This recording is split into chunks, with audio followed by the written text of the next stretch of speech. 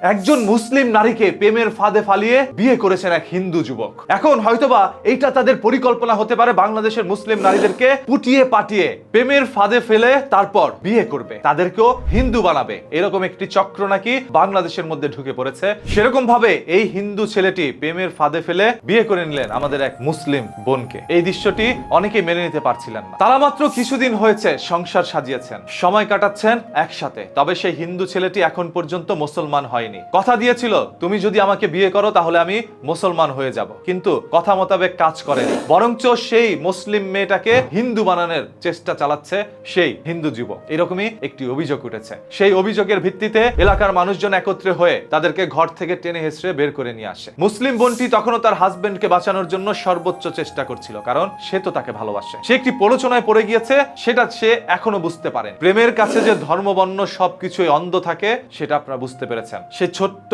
মুসলিম মেয়েটি এখন পর্যন্ত বুঝতে পারেনি তাকে পুরোপুরি একটি প্রতারণার মাঝে ফেলে দিয়েছে। কারণ প্রেমে থাকা অবস্থায় কতই না কথা দিয়েছিল সেই মুসলিম বোনটিকে। সে বলেছিল, তোমাকে বিয়ে করার আগে আমি সুন্নতে খাতনা করে মুসলমান হব, এছাড়াও আমি কালেমা পড়ে মুসলিম ধর্ম গ্রহণ করব। এই সকল কথা বলে প্রেমের ফাঁদে ফেলেছিল সেই মুসলিম বোনটাকে। সেই কথা শুনেই তাকে বিয়ে করেছিল। পরবর্তীতে কোনো কথাই যেন সে রাখছিল না, আরো চাপ ক্রিয়েট করছে মুসলিম নারীকে হিন্দু হওয়ার জন্য। এটা কি এই দেশের মধ্যে কেউ মানবে? সেই মুসলিম বোনটাও তো মানছে না। সে দাবি করছে তার স্বামী নাকি মুসলিম হবে, সেটার প্রক্রিয়াধীন অবস্থায় রয়েছে। মুসলিম হওয়ার জন্য আবার এত প্রক্রিয়ার কি দরকার আছে? কালেমা পড়লেই মুসলমান হওয়া যায়, এটা মুসলমানদের দাবি। তবে আমি আমার একটা ব্যক্তিগত মতামত শেয়ার করি আপনাদেরকে। সে যদি একজন হিন্দু ছেলেকে বিয়ে করে সুখে শান্তিতে সংসার করতে পারে তাহলে করুক, তাতে আমাদের কোনো আপত্তি থাকার কথা না। সে যদি হিন্দু ধর্ম গ্রহণ করে সুখে শান্তিতে জীবন কাটাতে পারে তাহলে সে হিন্দু ধর্ম গ্রহণ করুক, তাতেও আমাদের কোনো আপত্তি নেই। ভালোবাসার মাঝে বয়স ধর্ম কোনো কিছুই ম্যাটার করে না। ভালোবেসে যদি সুখে থাকা যায় তাহলে সেটা আমরা সবাই চাই তারা সুখে থাকে। সেখানে আপনারা চাপ ক্রিয়েট করতে যায় না, তাদের সংসার ভাঙতেও যায় না। কিন্তু যদি